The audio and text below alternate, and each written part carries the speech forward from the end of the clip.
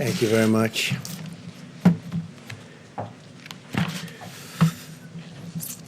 So, nice to be with you. America continues to gain ground in the war against the virus. I want to thank the American people for answering the call, following our guidelines, and making the sacrifices required to overcome this terrible threat. More aggressively, we commit to social distancing. So important. Social distancing, such an important phrase. And we do it right now. The more lives we can save, and the sooner we can eventually get people back to work, back to school, and back to normal. And there are large sections of our country probably can go back much sooner than other sections. And we're obviously looking at that also. People were asking, is that an alternative? I say, absolutely, it is an alternative. I have now approved major disaster declarations for New York, California, Washington, Iowa, Louisiana, Texas, and Florida. That has great significance, as you know, and legal significance. We're in a constant grouping, and I can say this, we have a large grouping of people that does nothing but communicate with the various officials, including we've been spending a lot of time with New York officials because that really is by far the hottest spot. They've got a number of very tough weeks ahead of them. The governor's doing a very good job. I spoke to the governor, Governor Cuomo, last night and this morning, and he mentioned that in his remarks that he's using that we are using, and I think he feels, because he understands negotiation, he thinks we're using very appropriately the Defense Production Act, and we're using it where needed. It's a great point of leverage. It's a great negotiating tool. But I will tell you, there's tremendous spirit from people and tremendous spirit with respect to these companies. And I don't have to use it very much at all. They want to do it. As you know, General Motors is involved, Ford's involved, 3M's involved, others are involved, and they're all working very hard to produce all different products. We had very little product when we came. We built it up, and we give it away as fast as we can to the different states. We're also, as you know, building numerous hospitals and medical centers throughout certain areas in New York. It's at the convention center, the Javits Convention Center. We're doing 4 hospitals, and we're doing throughout the state 4 medical centers there, somewhat different. I want you to know that I'm doing everything in my power to help the city pull through this challenge. I'm working very hard in New York. It's really by far our biggest problem. Maybe it will be, maybe it won't be. But there's a lot of good, capable people working on it with us, and our teams are working very well with the state representatives. We're also doing some very large testings throughout the country. I told you yesterday that in South Korea, this is not a knock in any way, because I just spoke with President Moon. We had a very good conversation about numerous other things. But they've done a very good job in testing. But we now are doing more testing than anybody by far. We do more in 8 days than they do in 8 weeks. And we go up on a daily basis exponentially. So it's really good. By the way, while I'm on it, I also spoke with Prime Minister Abe of Japan last night, and I congratulated him on a wise choice. I think it's going to be a fantastic Olympics 2021. I think it's going to be a fantastic Olympics. It was the absolute right decision to delay it for a full year and now have a full, beautiful Olympics. It's going to be very important because it's probably the first time, maybe ever, or certainly in a long time, that it was on a odd year. It's always on an even year, they tell me. But he's going to have a fantastic success, and now they'll have even more time. He didn't need any more time. Everything was perfectly ready. What a job they've done. But Japan, I want to congratulate Japan, the IOC, and Prime Minister Abe on a great decision. I think it's going to be a fantastic Olympics. I told him I'll be there. I'll be there. As we fight to protect American lives, we're also protecting American livelihoods.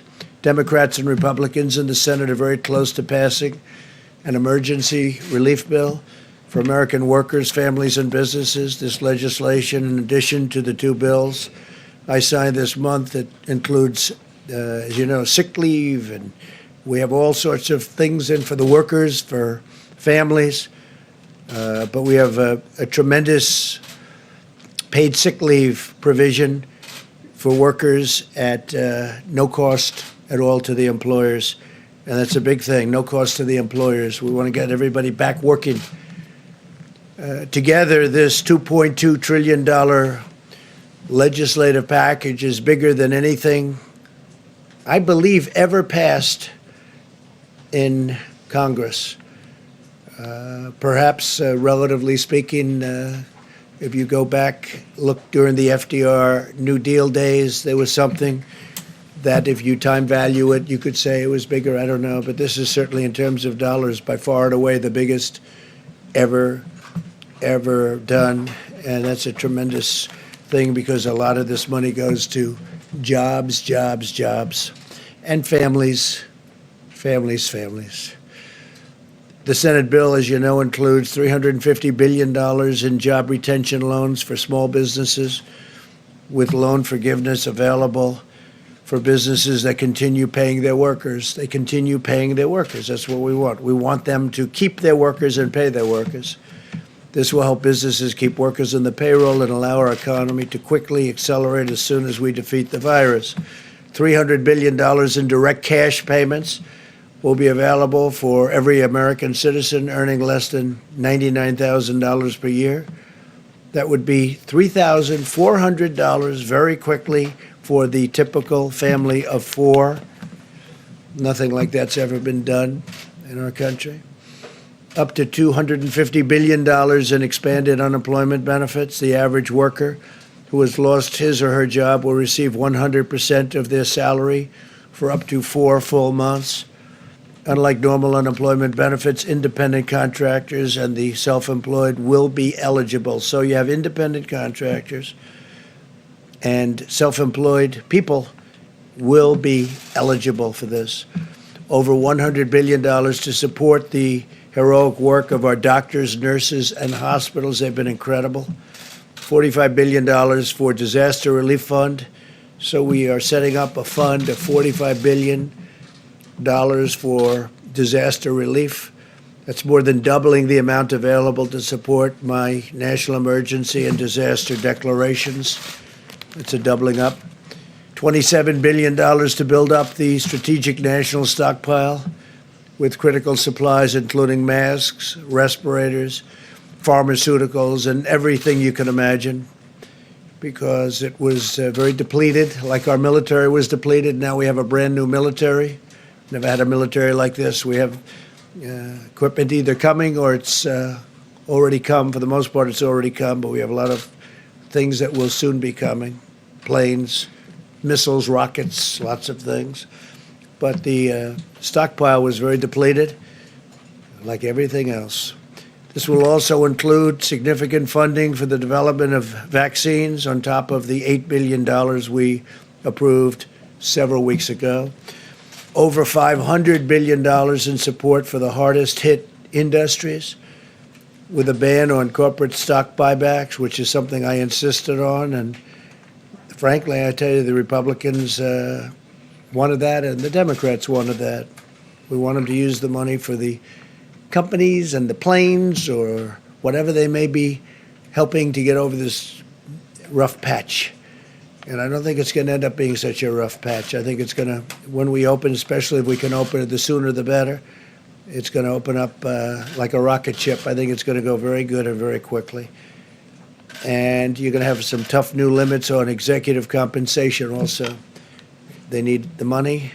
They're going to have to sort of just make things work, because we're interested in the workers, the jobs.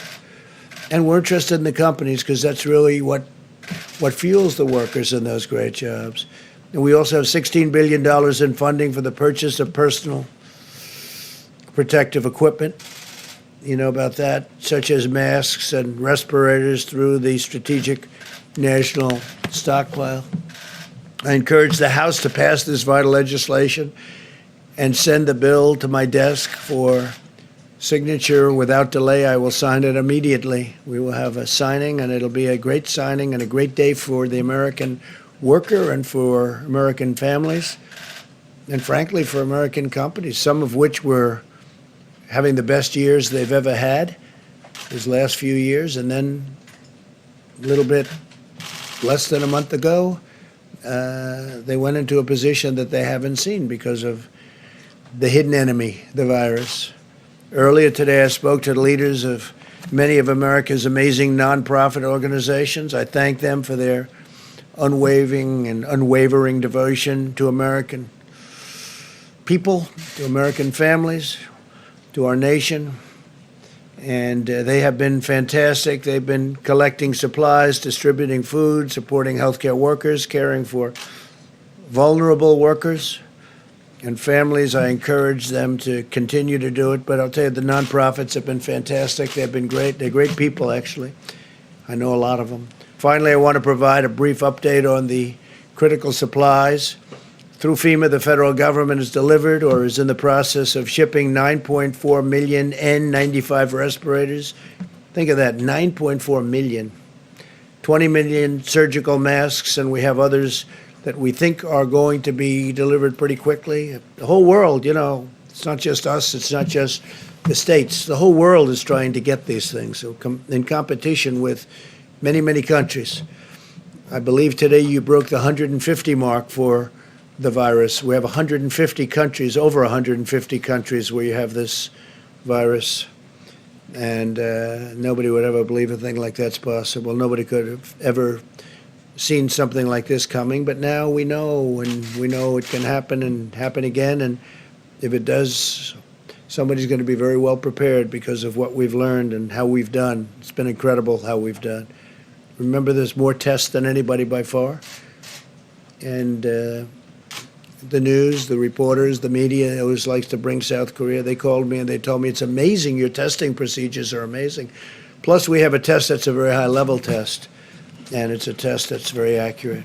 3.1 million face shields, 2.6 million surgical gowns, 14.6 million gloves, and almost 6,000 ventilators, which go to the areas of greatest needs. We sent, over the last day, 4,000 ventilators to New York. And I spoke with the governor about that. He was happy. I spoke with the mayor also about that, Mayor de Blasio. He was very happy. It's hard not to be happy with the job we're doing, that I can tell you. Throughout this national emergency, everyday heroes continue to step forward and demonstrate the extraordinary character of our nation, including the people behind me. By the way, these people are amazing. They are amazing people, and they become, I don't know, maybe I should just speak for myself, but to me, they become friends. Maybe they don't like me. Maybe they don't. Maybe they do. I don't know. All I can tell you is they're talented people. They work very hard. In Maryland, a 7-year-old boy used his own birthday money to buy meals for dozens of senior citizens. In Nevada, a college student recruited 90 of her friends to help deliver groceries and supplies to the most vulnerable. This is happening all over the country, thousands and thousands of instances. I could stand up here all day and tell you about other things. In Minnesota, hundreds of medical students have volunteered to provide child care for hospital workers, helping to keep our doctors and nurses on the front lines, fighting to save lives. These inspiring Americans remind us that we all have a role to play in winning this great national battle, and it's really a worldwide battle. We're dealing with other nations all the time. The people here are, I am a little bit, I take calls from a lot of people. They're in trouble. A lot of countries are in big trouble. So now we will hear from our great Secretary of the Treasury. He's been working rather hard, I will tell you. Steve Mnuchin is a fantastic guy, and he loves our country, and he's been dealing with both sides, Republican and Democrats. He sort of lived over in that beautiful building. It's a very beautiful building. To me, one of the most beautiful buildings actually in the world, and he's gotten to know it, Steve, very well. So if we could have a little update, Steve, would be fantastic as to how we're doing and what it's looking like. Thank you. Thank you very much, Mr. President. And first, let me say, I would like to thank Mitch McConnell for his leadership, and I'd also like to thank Chuck Schumer for the enormous bipartisan support we had on this bill, and the many senators, both Republicans and Democrats, that worked tirelessly over the last 5 days on all the task force. As the President said, I got to live in the LBJ room for the last 5 days, and we couldn't be more pleased with the unprecedented response from the Senate to protect American workers and American business in this situation. The President has outlined many of these, but let me just quickly go through them. Again, small business retention loans. This will cover roughly 50% of the private payroll in small businesses, where we will immediately make loans that will supply 8 weeks of salaries as long as they keep workers employed and overhead. And those loans will be forgiven at the end of the period as long as they keep workers employed. These are SBA loans, but the Treasury will be issuing new regulations authorizing almost every single FDIC-insured bank to make these. I expect by the end of next week, we will have a very simple process where these can be made and dispersed in the same day. So this will be a very simple system to get money into small business hands. For companies that don't qualify that, we have a economic program of tax incentives to retain workers. And as the President said, we have enhanced unemployment insurance for people who don't fit into these two programs that will be administered through the states. We also have economic impact payments. These will be within the next 3 weeks, direct payments into most people's deposit accounts. And for those that don't have it, we will be having the checks in the mail. Treasury will have additional authorities. We have $500 billion that we can use to work with the Federal Reserve for emergency programs that will create up to an additional $4 trillion if needed to support American business and American workers in an unprecedented way. And then finally, the President mentioned $100 billion to hospitals and $150 billion to states that have specific coronavirus expenses, as well as many additional things. Mr. President, I especially want to thank you and the Vice President. You were constantly available to us. We spoke constantly throughout the day. You gave us guidance and quick decisions on many issues. And again, thank everybody for this great bipartisan work. This is going to be enormous help for the American workers and the American economy. The President was very determined that Congress would move swiftly to protect hardworking Americans in business in this unprecedented situation. Thank you very much, Steve. Great job. Day and night, right? Day and night. That was a lot of work, and we'll see how it all goes. We still need a vote, Steve, don't we? Do you have a question? Yes. Do you think this bill will keep the economy afloat? Hopefully a long time. We'll see. If we have to go back, we have to go back. We're going to take care of the American worker. We're going to take care of these companies that fuel this country and make the country great. It's not their fault. It's not their fault. But we think I would say we've anticipated 3 months. Hopefully we won't need this for 3 months. Hopefully this war will be won quicker. But we expect that this is a significant amount of money, if needed, to cover the economy. And don't forget, a lot of this is going to be to keep companies that are very strong, AAA-rated companies previously, to keep them going. And it's going to be in the form of loans, so the money's going to come back. A lot of this money's coming back. Separately, let me ask you about something you said yesterday. You said we should never be reliant on a foreign country for the means of our own survival. Yeah. What did you mean by that? Well, I've been saying that for a long time. Well, we're reliant on many countries where we give up our supply chains, we give up our factories, we give up our production facilities, and we can buy it someplace else for a little bit lower price.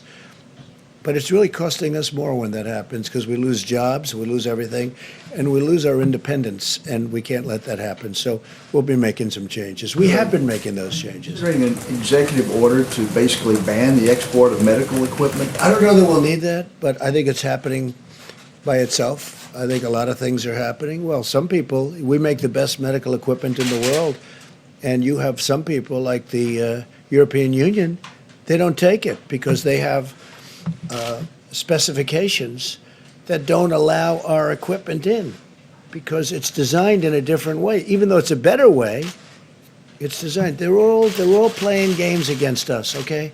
They've been playing games against us for years, and no president has ever done anything about it.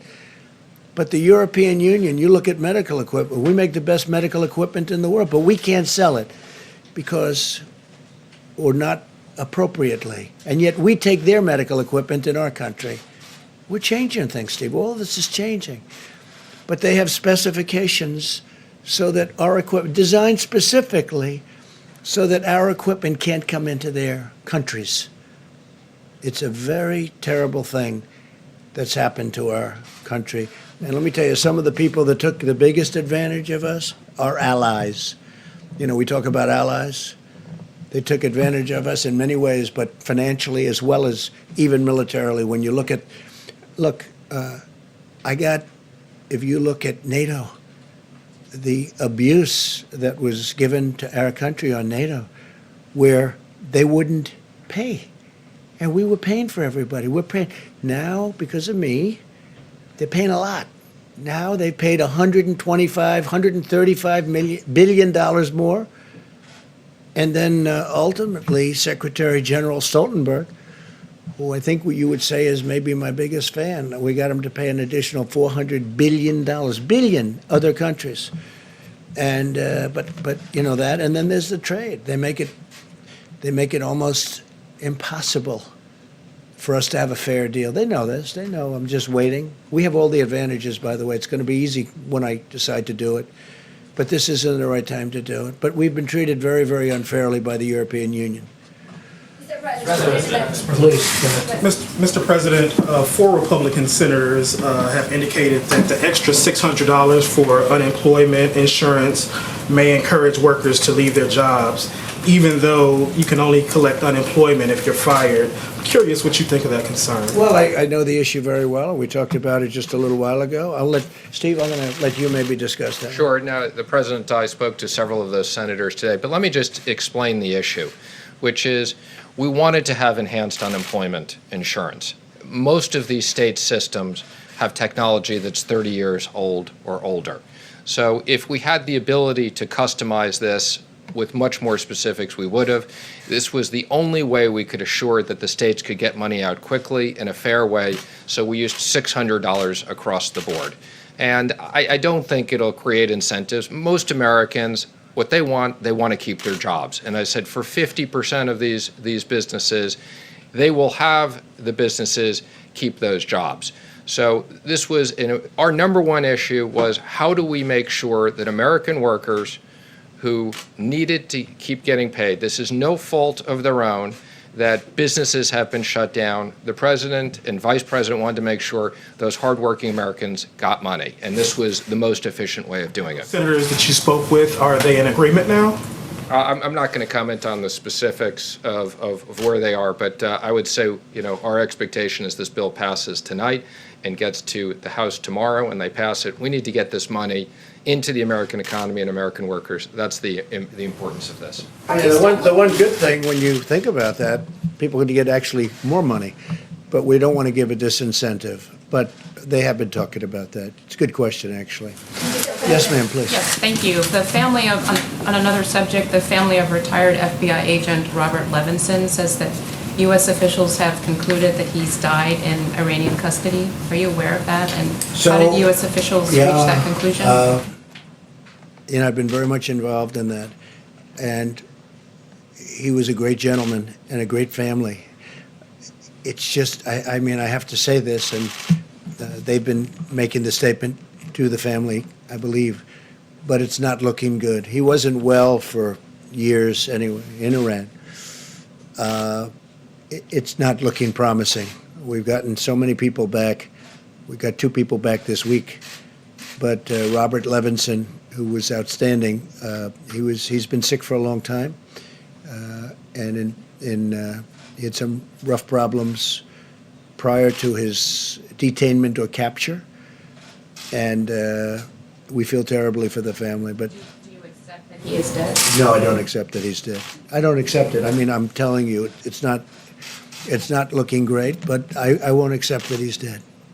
They haven't told us that he's dead, but a lot of people are thinking that that is the case. Feel badly about it.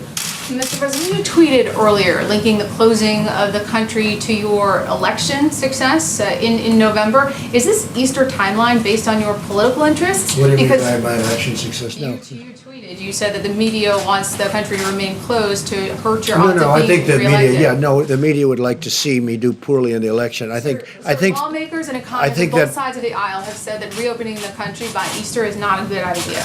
What is that plan based on? just so you understand, are you ready? I think there are certain people that would like it not to open so quickly. I think there are certain people that would like it to do financially poorly because they think that would be very good as far as defeating me at the polls. And I don't know if that's so, but I do think it's so that there are people in your profession that would like that to happen. I think it's very clear. I think it's very clear that there are people in your profession that write fake news. You do. She does. There are people in your profession that write fake news. They would love to see me for whatever reason, because we've done one hell of a job. Nobody's done the job that we've done. And it's lucky that you have this group here right now for this problem, or you wouldn't even have a country left. Okay. Go ahead, Mr. President, two questions. The first one, once you sign the $2 trillion package, how soon or how rapidly do you expect to see Who you economic with? growth? Who you with? I'm at CBN. And my second question is, we are hearing you are pushing for April 6th to have direct payments issued to taxpayers. Is that the target date? I think that's Again, Pretty much, I would say our expectation is within 3 weeks, we will have direct payments out where we have depository information. And we're looking to get a lot more information, and we have procedures to do that. So 3 weeks for that. And I would say the end of next week, we want all the banks to be able to originate loans same day. Thank you, Mr. President. I have two questions for you. One is that tomorrow you're going to be speaking with the G20 leaders, and I want to know if you're going to lead an effort to craft a worldwide ban on wild animal markets so as to prevent another pandemic, given that COVID-19 is a zoonotic that was transferred to humans in trade of exotic animals. Yeah, I don't know that subject's going to come up. There is a lot of talk that that's how this all happened, came out of China, and they say that's how it happened in China. So it's something maybe will be talked about, but it's not the top of my list. Yes, I think we're going to have a very good conference tomorrow. Well, and to follow up, also, and Dr. Ashish Shah, who's the head of Harvard's Global Health Institute, says that the key to getting this economy open as soon as possible is to test everyone who needs testing so we can quarantine all infected individuals and allow everyone else to go back to work immediately. Would you subscribe to that strategy? No, but we have tested more than anybody. I saw him. And if not, how many deaths are acceptable? Yeah. How many? None. Okay. How many deaths are acceptable to me? None. Okay, none. If that's your question. Look, I saw him. I saw his statement. We have tested by far more than anybody. We're testing more than anybody right now. There's nobody even close. And our tests are the best tests. They're the most accurate tests. But if you're saying we're going to test 350 million people, I watched his statement. I disagree with it. We can go to certain states. I could name them now, but I'm not going to do that. But we can go to certain states right now that have virtually no problem or a very small problem. We don't have to test the entire state in the Middle West or wherever they may be. We don't have to test the entire state. I think it's ridiculous. We don't have to do it. A lot of those states could go back right now, and they probably will, because at some point in the not-too-distant future, certain states are going to come off the rolls. Maybe New York can't, and maybe California can't. Maybe the state of Washington can't, although if you look at them, their biggest problem was in one nursing home. Yeah, go ahead. But the states aren't silent, and so, I mean, somebody, if you test one state, and then the person moves over to the other state, well then... You know, you're going to just look at that. But if you take a look at the states, and many states that I'm talking about, they don't have a problem. We have some big problems, but it's confined to certain areas, high-density areas. So why would we test the entire nation, 350 people? With that being said, I'm going to say it again. We tested far more than anybody else. We have the ability to test. I mean, we've come a long way from an obsolete, broken system that I inherited. We have now tested with the best test far more than anybody else. And when I say anybody else, I'm talking about other countries. No country is even close.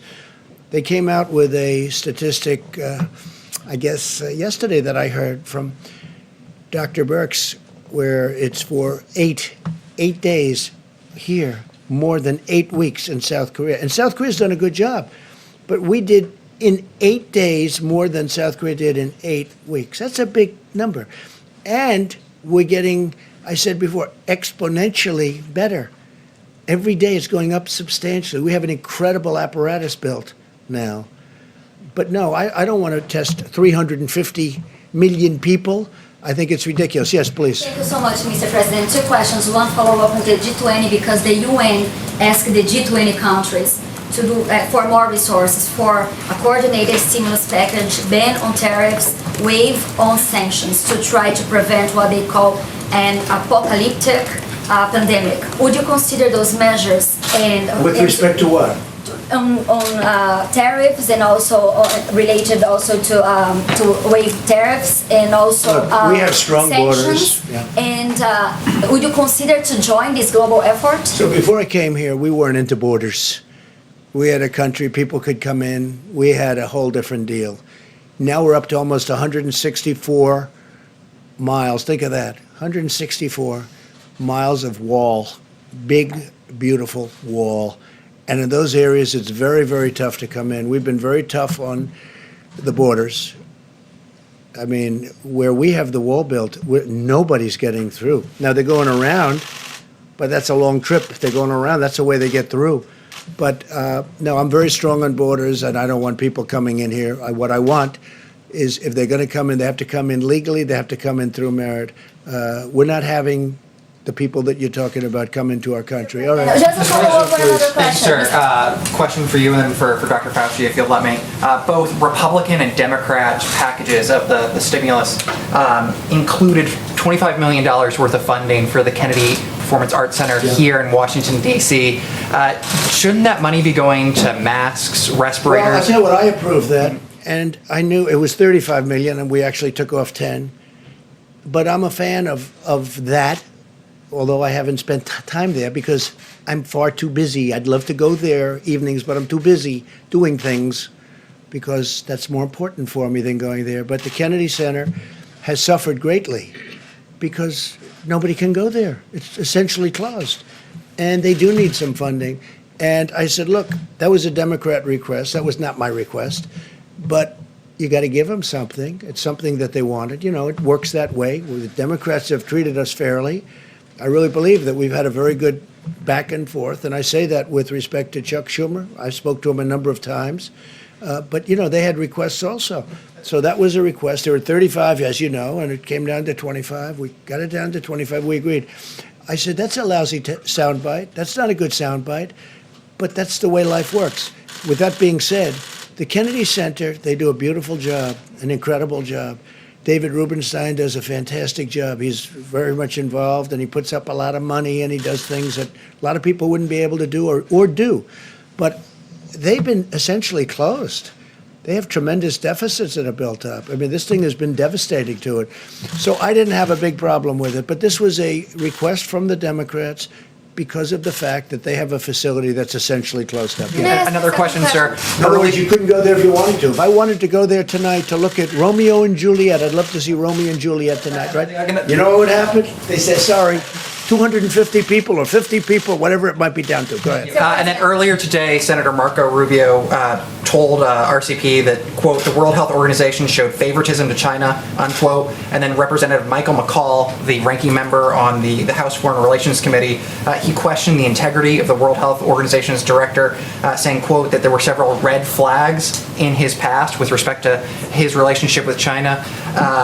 Do you agree? Do you think the World Health Organization showed favoritism? And then once all the dust settles, do you think that the United States should re-explore its relationship with the World Health Organization? Well, I think there is certainly a lot of talk that has been very unfair.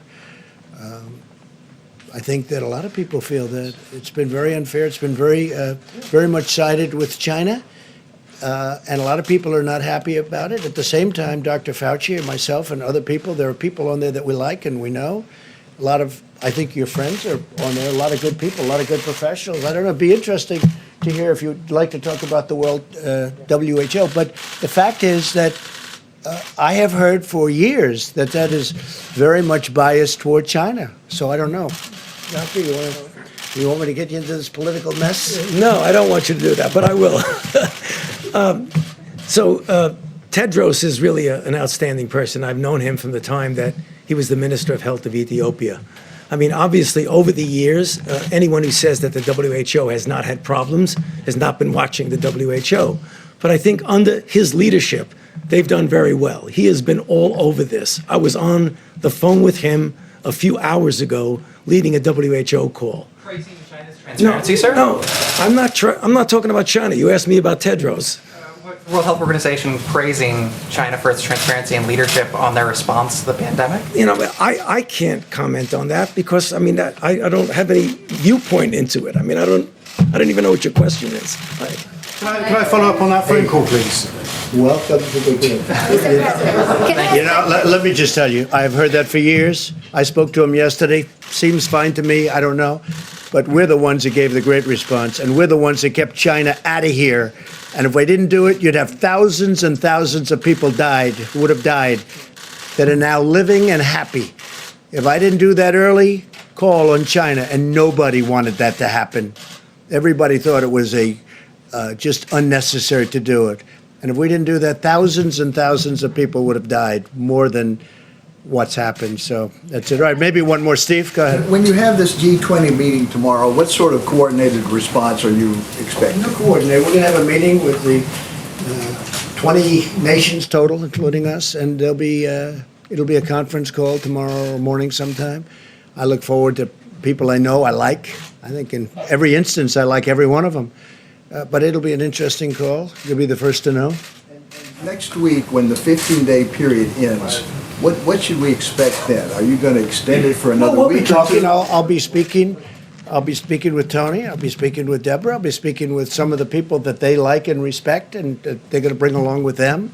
We'll be speaking to Vice President Mike Pence and Steve, and we'll be speaking to everybody. I'm not going to do anything rash or hastily. I don't do that. But the country wants to get back to work. Our country was built to get back to work. We don't have a country where they say, hey, let's close it down for 2 years. We can't do that. It's not our country. So we're going to be talking, and it could be we'll do sections of our country. There's big sections of our country that are very, little affected by what's taken place. Then there are other sections that are very heavily affected. So there's a big difference. But no, I would say by Easter we'll have a recommendation, and maybe before Easter, and at the end of the 15th day, or even during the 15th day, I think we'll have some kind of a recommendation. But our country wants to get back to work, Steve. I have had so many people, and they want to practice social distancing, and they want to practice no handshaking. No handshaking. They're not going to walk around hugging and kissing each other in the office when they come back, even though they may feel like it. They're going to wash their hands more than they've ever done. They're going to do all the things you're supposed to do. But Steve, you know what? It's time. People want to get back to work. I get it from both sides, in all fairness.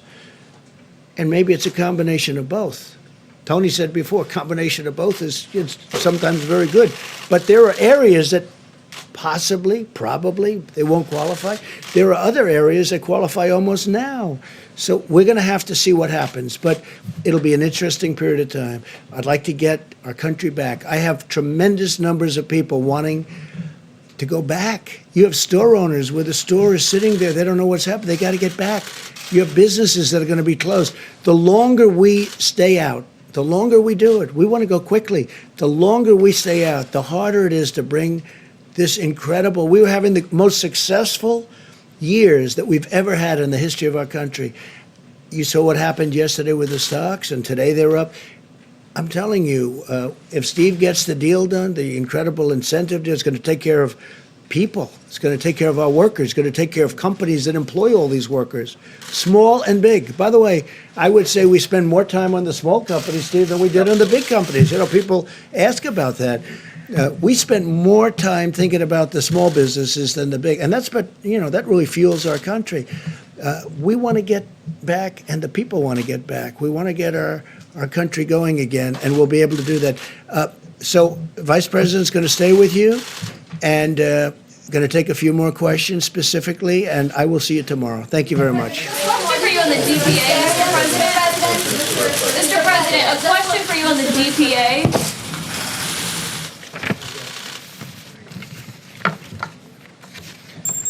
Well, thank you all. A report on today's action by the White House Coronavirus Task Force.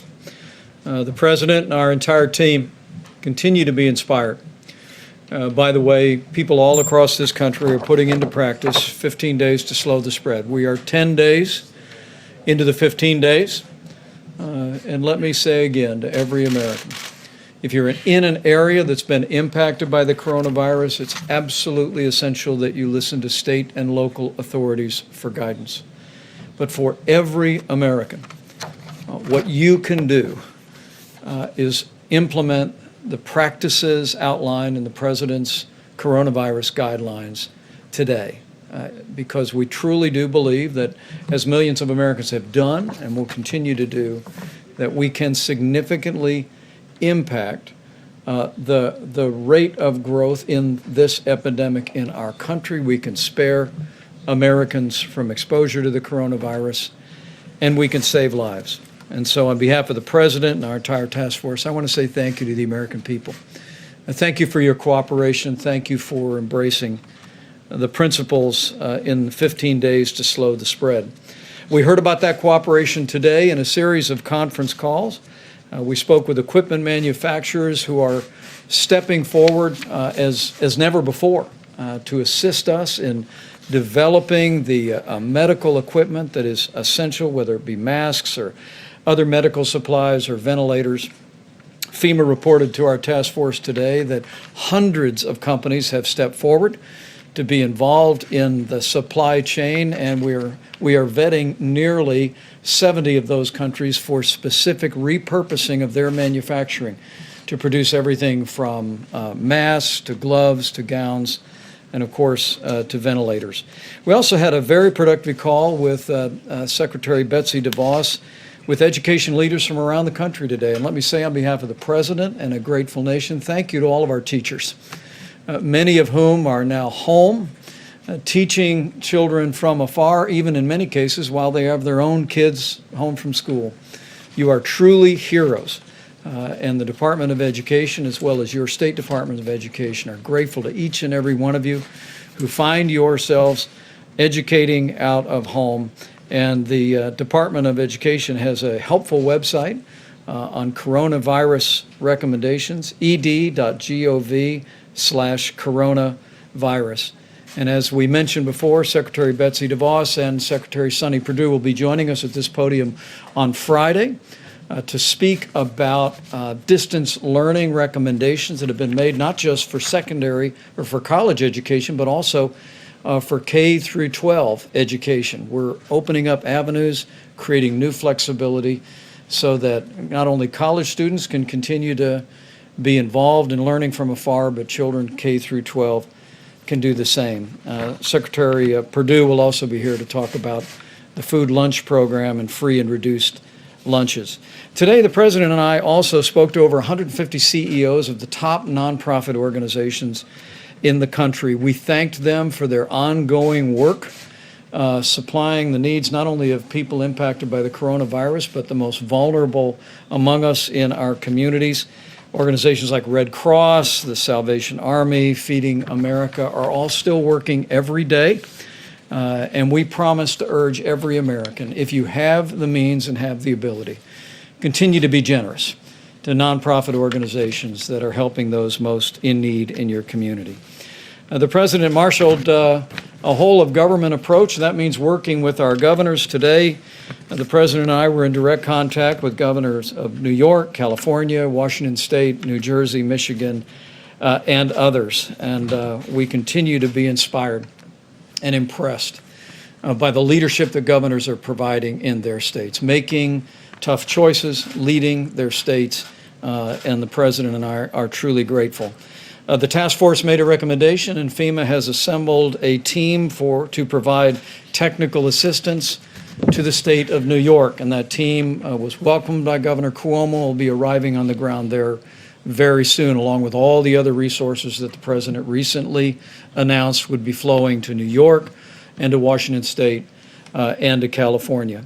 In my conversation with Governor Gavin Newsom of California, I was pleased to speak to him and hear that our FEMA team is literally at the table with the state of California's team, working to meet their supply needs, working to work on capacity. And I want people to know in the states that are most impacted by the coronavirus that we are with you. We're going to stay with you. We're going to continue to work around the clock to make sure your courageous healthcare workers, your health systems, and your state governments have the resources to support your response. On the subject of testing, Dr. Birx will reflect on what the data is showing in just a moment. Not including local labs and hospitals, we are at 432,000 tests completed. And we're pleased to see that there are literally drive-through and community sites around the country, and the U.S. Public Health Service is assisting states in standing those up each and every day. We do remind hospitals and labs around the country, and the moment the President signs the bill, that it is absolutely essential that they provide the results of the test to us. It gives us visibility into what's happening on the ground. But because of the public-private partnership President Trump initiated with these vast commercial lab networks around the country, we are adding tens of thousands of tests every single day. On the subject of supplies, before the end of the week, we'll talk a bit more, as the President did moments ago, about the supply chain. I was at FEMA last night and literally saw a room full of people with laptops and cell phones. We are literally leaving no stone unturned, as I told governors today, to find medical supplies, whether it be masks or gowns or gloves or ventilators, and the team is working around the clock to meet those needs. A few smaller items. First and foremost, the CDC is developing guidance, which we'll be publishing tomorrow, about the best way to utilize our natural resources at our parks. It would be several weeks ago that our Park Service waived all entrance fees, and we directed the CDC to produce guidance for how people can still practice social distancing and common sense, but be out of doors and enjoy our natural parks. We'll also be sharing that guidance with the vast state park systems around the country and encouraging their support. With that, let me last say again, there's nothing more important for the American people to do to slow the spread than to heed your state and local guidance in areas impacted by the coronavirus, and for everyone else to put into practice the 15 days to slow the spread. Dr. Fauci will reflect on the importance of mitigation and the impact that we believe that it is having around the country. But it is, people ask me from time to time, what can I do? And I say from my heart to every American, this is what you can do. Not just to protect your own health and that of your family, but no American wants to inadvertently spread the coronavirus, particularly to those that may be vulnerable to serious health consequences. Remember that the risk of serious illness to the average American remains low. I mean, the vast majority of people that contract the coronavirus will have mild symptoms to flu-like symptoms and will recover. But for seniors with serious underlying health conditions or with people with immunodeficiencies, everyone needs to practice the principles of 15 days to slow the spread. The President announced this week that we are looking forward to the day that we can open up the country. And this team will be bringing him recommendations about how we can safely and responsibly do just that. But for every American that wants to see America back in business, you can hasten the day by putting into practice the 15 days to slow the spread. Go to coronavirus.gov for details. And I truly do believe if all of us will do all that we can do, we will slow the spread, we will protect the most vulnerable, and we will heal our land. With that, let me recognize Dr. Tony Fauci to speak about Oh, Dr. Burks, please, and then Dr. Fauci. Thanks, Deb. Thank you, Mr. Vice President, and thank you all for listening to us talk to the American people. We've been watching the testing results. It's very critical to us. It's very critical to be looking at that very carefully. Let me tell you two things that are going on in parallel. Our system to look at flu-like illnesses is still up and running in county after county and state after state. And why is that important? For those of you who've been following the flu epidemic this year, you'll remember we had flu A, then we had another peak of flu B, and those systems that are in every single state and local government is the platform where we can see whether there's any increase in flu-like illnesses. So if you have very few cases in your state and in your counties, maintain your flu surveillance system that you work closely with the CDC on, and look for changes in your slope of new flu-like illnesses. And there are enough test kits, and there's particularly enough of the CDC test kit where we started that runs on your flu surveillance platform to be constantly surveilling what those flu-like illnesses are in our states and counties that have very low number of cases.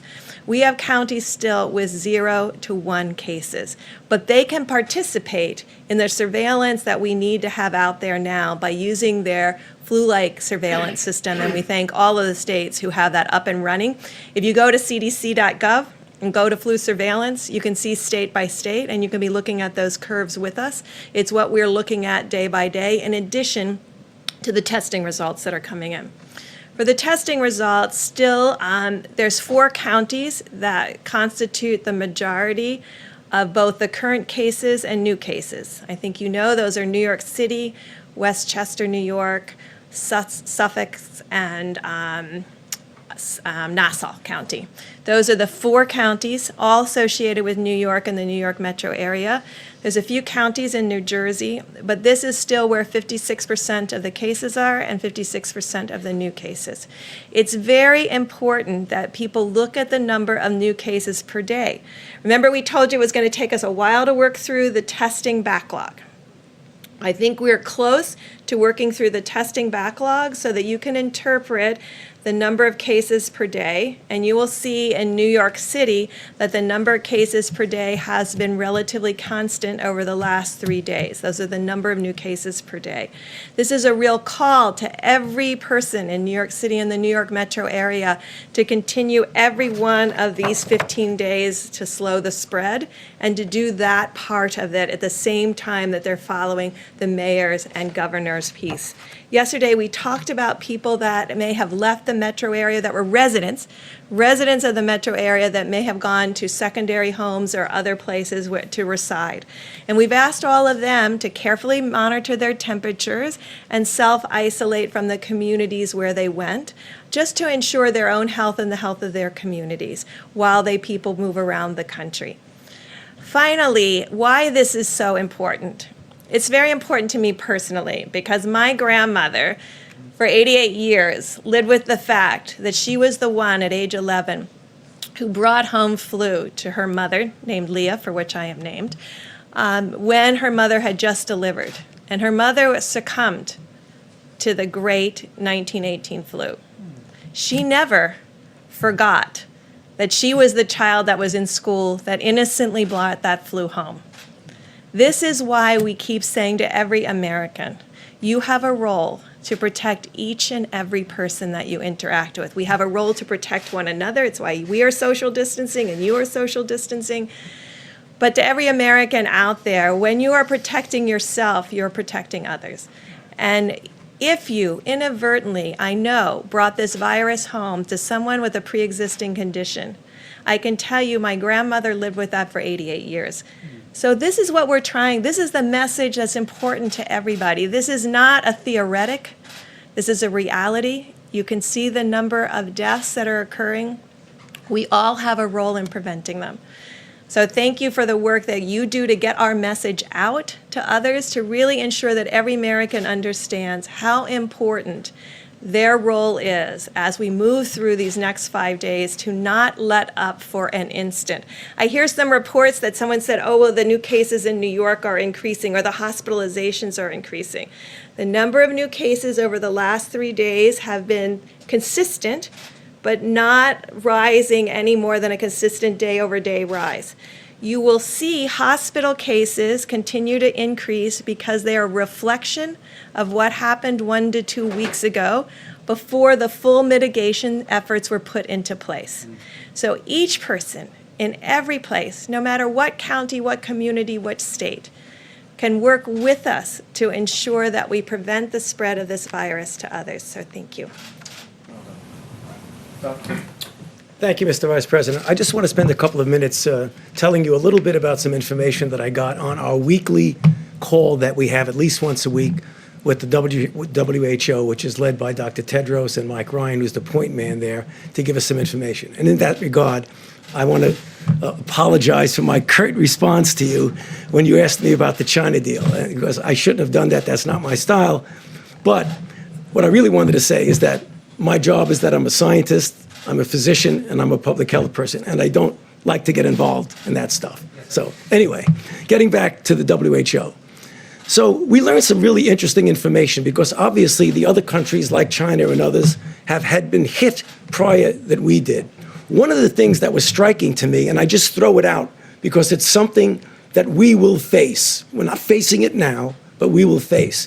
Our Chinese colleagues are very concerned because they went through the entire cycle of the curve to come down. And they have very, very few cases. But what they're starting to see as they're relaxing the constraints on travel, that they're getting imported cases. And they wanted to warn us that when we get successful, make sure you very carefully examine how you're going to release the constraints on inputs. So I know we're going to be successful in putting this under control, but I think we're going to have to remember we don't want to import cases in. That's the first thing for today. The second thing that was important is that it was something that Dr. Birx mentioned, and that is when you look at the inflection of the curves, we now have multiple different countries that have gone through various phases of their individual outbreaks. And you could learn something from them about where you are in your own outbreak. For example, when China went up, what happened is they just didn't turn around. They went from going to, I'll just take an arbitrary number, 500 new cases a day. The next day it was 1,000 cases, then 1,500, and then 2,000. But once the number of new cases each day starts to flatten out, that's when you get to that point where the inflection goes down. So what things we want to look for, the things that Dr. Birx had mentioned. That doesn't mean you declare victory when it does that, but you know you're at least on the way to where you want to go. And I think that's really very important. The third and final thing that I think gets back to the question that many of you in the audience have asked of us is about, would this possibly become a seasonal cyclic thing? And I've always indicated to you that I think it very well might. And the reason I say that is that what we're starting to see now in the Southern Hemisphere, in Southern Africa, and in the Southern Hemisphere countries is that we're having cases that are appearing as they go into their winter season. And if, in fact, they have a substantial outbreak, it will be inevitable that we need to be prepared that we'll get a cycle around the second time. What does that mean for us in what we're doing? It totally emphasizes the need to do what we're doing in developing a vaccine, testing it quickly, and trying to get it ready so that we'll have a vaccine available for that next cycle. In addition, to do the randomized controlled trials of drugs so that we will have a menu of drugs that we have shown to be effective and shown to be safe. Because I know we'll be successful in putting this down now, but we really need to be prepared for another cycle. And what we're doing, I believe, will prepare us well. Thank you. Thanks, Doctor. We'll take a few questions, please. Mr. Vice President, on ventilators, some really important reporting from the Center of Public Integrity today. They suggested that there's only 16,000 in the national stockpile. Can you just give us some clarity? How many ventilators do you have in the national stockpile? Who else is making them, and how long will it take for them to make a critical mass? Because based on the Center for Public Integrity, it appears there aren't enough if people are going to die as a result. Ventilators has been a singular focus of a good portion of our supply chain stabilization task force at FEMA since the president stood up FEMA's National Response Center.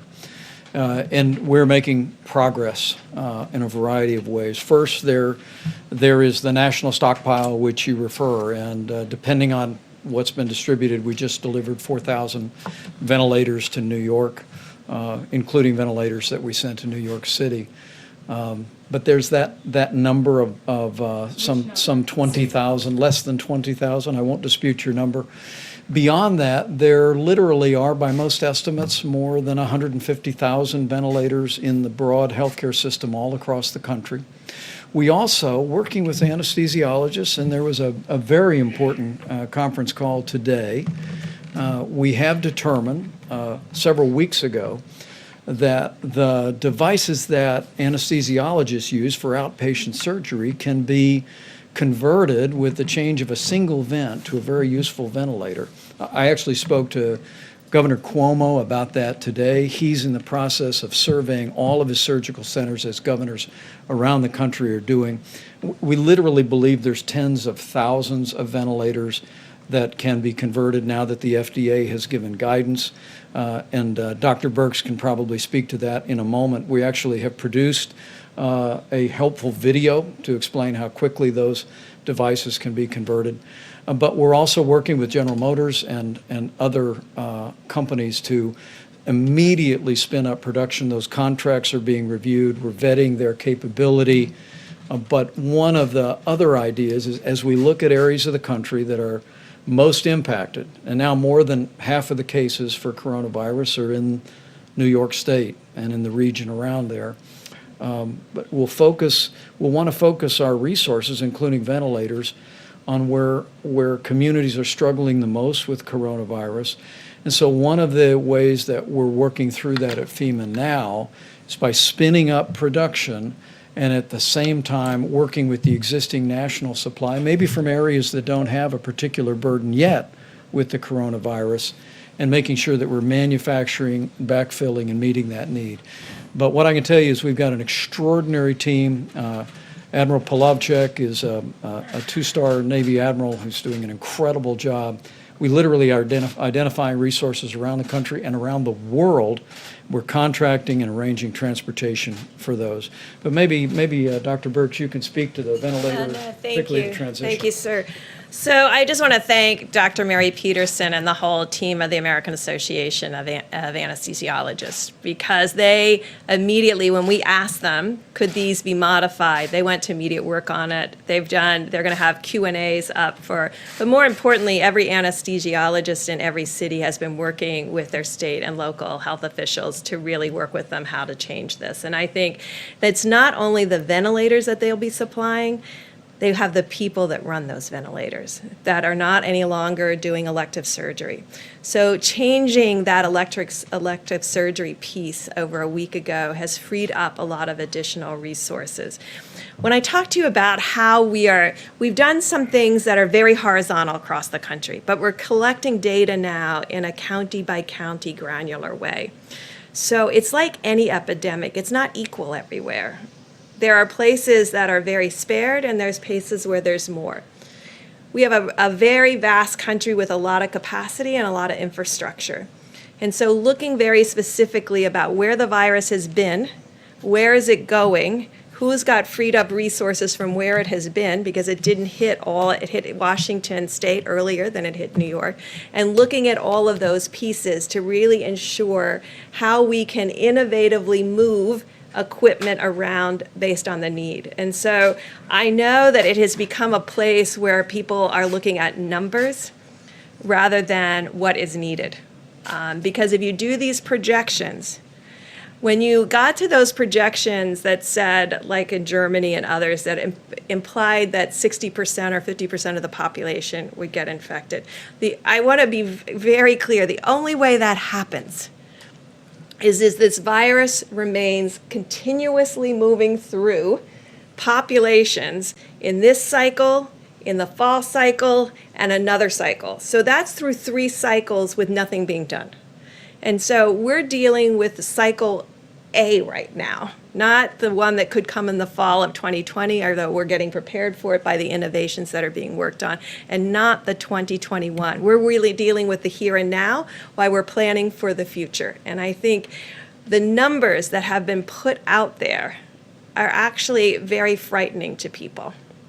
But I can tell you, if you go back and look at Wuhan and Hubei and all of these provinces, when they talk about 60,000 people being infected, even if you said, oh, right, well, there's asymptomatics and all of that, so you get to 600,000 people out of 80 million.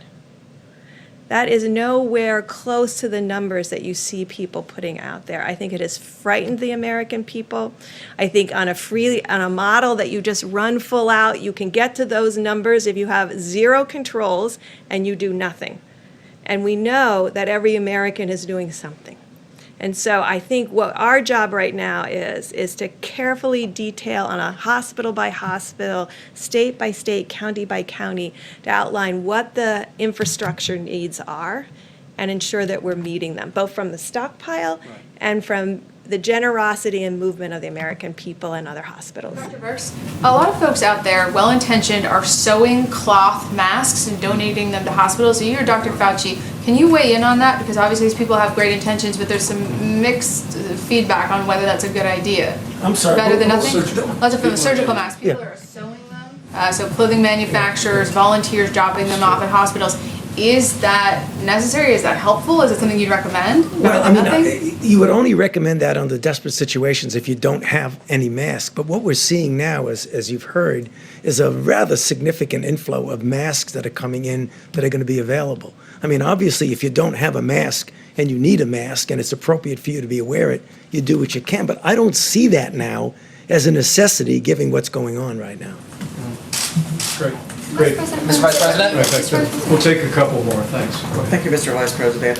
We keep hearing reports of competition among states that are trying to buy this necessary equipment on the private market. And the governor of Kentucky said yesterday that his state was in line to buy some equipment, but FEMA came in and purchased it from under them. So he says this is creating a real problem for states because on the one hand, they're being told to get the equipment themselves if they can, but on the other hand, the federal government is buying up the supply chain. So is this a problem that you're hearing about, and what is your advice to states like Kentucky that are having this issue? I actually spoke to the governor of Michigan today, Governor Whitmer and I, about just that. And we put our FEMA regional representative right on the case. We want to make sure that we're acquiring every bit as much as we can through FEMA. But as we work with the supply chain, we want to have full coordination with the states and the requests they're making and hospitals that they're making. And we're looking into those matters. But make no mistake about it, this FEMA team at the President's direction is leaning into this effort, leaving no stone unturned, literally searching not just the nation but the world for all these critical supplies. And as the President just reported to you, we're in the process of shipping 9.4 million N95 respirators, 20 million surgical masks, 3.1 million face shields, and the list goes on. And we're going to be shipping those every single day. But as I told Governor Whitmer today, who's leading her state through all of this with great energy, we want to partner with her. We want to partner with every governor and make sure that the left hand knows what the right hand is doing in terms of acquiring resources. Mr. Vice President. Thank you, sir. Or how about you right here? Thank you so much. No, right here. Thank you. Can I ask Thank the you. next one? Go ahead. On the mask question, people, healthcare workers on the ground still report that there are mask shortages. What timeline do you predict for making sure everyone who needs a mask is adequately supplied? Well, I'm going to let Dr. Burks address that as well, but let me say again, I just received a report. We're going to be detailing it before the end of the week, where we've literally identified significant resources, not in the country but around the world, of the masks that can be used by healthcare workers. And but as Dr. Burks said, we are focusing those resources in the areas where healthcare workers are most exposed to the prospect of contracting the coronavirus. The President's made it clear from early on, right after seeing to the needs of Americans who are struggling with the coronavirus, making sure they have the support that they need on the same level of priority. We want our healthcare workers to have the personal protective equipment to be able to do their job safely, and we're working on that. I will tell you, I spoke about this today to several governors, not only the governor of Michigan, but the governor of Indiana, and President Trump and I couldn't be more grateful. The way governors around the country are joining us in calling on businesses to go back to their warehouses and identify industrial masks, N95 masks, that because of the change that President Trump insisted on in the law, can now be used by hospital workers. And they're perfectly acceptable to protect a healthcare worker from the possibility of a respiratory disease. But we're calling on, and our governors are joining us in calling on every business across America during this time of a great challenge where many businesses are idled. Go back to your storehouses, identify N95 industrial masks, and as I told our governors today, they can call FEMA, they can call the state healthcare services, or they can just load them up on a flatbed and drive them over to their local hospital. And literally, we hear stories in every state in the union of people doing that. And so it's happening all at the same time, and we'll be detailing the progress we're making on masks. Anything further, Deb? Thank you, Mr. Vice President. I just wanted to add one piece, and this is really a call to every state out there and every county that has been doing community-based testing. The FDA put out new guidance, we talked about it several days ago, that people can do self-testing in the drive-through, where you give them the materials to do it in their car, and you pick it up in a biohazard bag. This would free up all of that PPE that you see being utilized in those drive-throughs back to the hospitals and back to the clinics that need it the most. We have to move to the new technology. FDA worked tirelessly to get that out there so that it could be sparing of gowns and gloves and full respiratory N95s. This is the moment to move to that self-testing front of nose with the new applicators that can be utilized so that every single bit of the N95s can be put into the hospitals that need it. Dr. Burks? Mr. Vice Dr. Vice President? Let me just say we look forward to seeing you all tomorrow. We'll be back here with further progress and news. But if I could just say to every American, Is he okay? You keep asking. we'll get through this. He keeps asking you if you're okay. We'll get through this. I'm tired. But we'll get through this together. Every American needs to understand that whether you are in an area that's impacted by the coronavirus or an area where there's very few cases, if you do your part to put into practice 15 days to slow the spread, you will do just that. You'll impact the spread of this coronavirus epidemic in our country. These experts tell me that we can significantly reduce the number of Americans that would be exposed to the coronavirus as every American continues to put these guidelines into practice. And we just know that with all of the extraordinary effort that's being done at the federal level by this tremendous team and all of our agencies, all the great leadership by governors in both parties across the country, with all the incredible and courageous work by healthcare workers, with the cooperation and the prayers of the American people, we will get this done. We will not only slow the spread, we'll protect the vulnerable, and we'll heal our land. Thank you all. We'll see you tomorrow. Question on the